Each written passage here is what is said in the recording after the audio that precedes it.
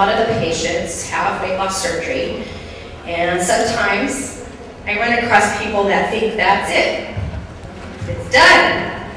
When you took this trip, you got on this weight loss train, the surgery train, and you realized, first of all, that you were hoping you bought a one-way ticket. But for many, many people, it has become a long trip, to the point of where, yes, you did have a great weight loss in the beginning, but now you've hit a plateau. Sometimes we have detours and delays along that trip, and those can be because we're not getting enough protein. You can get very low in energy. Actually, it's amazing, but if you're not getting enough protein, you're not going to have the weight loss that you want. We're going to talk about that in a little bit. Sometimes little or no exercise. I think a lot of people think that they can get through this whole weight loss thing and not ever do exercise or do little. Not enough water is a big issue too. And sometimes we have folks who are drinking and eating at the same time. Does anybody do that? Okay. Not really supposed to. There's a lot of theories out there why. But the biggest reason is because when you drink and eat, you're washing that food right through your pouch.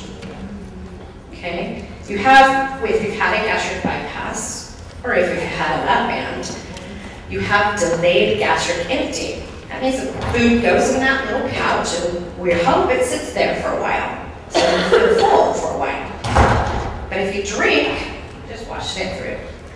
Especially for lap band people.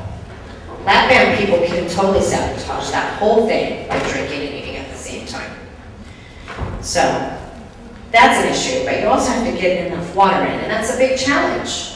How do you get that much water in and then take all that protein in at the same time? You know, so it is a definite challenge for you, but the water is an important issue, not only because you have to stay hydrated, but it helps your immune system. It also helps with the skin, because your skin is made of a lot of water. Carbohydrates. That's probably the biggest detour out there. Okay, and I know all of you have done this. Sometimes those little peanut-covered M&Ms started calling your name, and those little goldfish, Triscuits, all those wonderful little things that you can put in your mouth, and they feel so good inside your mouth and rolling around in your tongue, and they're pretty much digested in your mouth before you swallow them.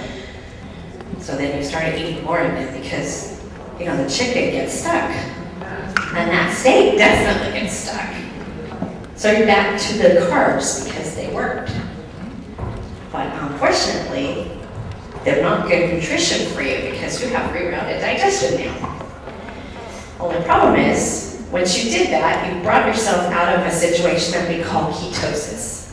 When you're in a high-protein diet, you have this thing called ketosis, and it helps you with your appetite. It keeps you very satisfied, actually. And that's why right after surgery, you were never hungry.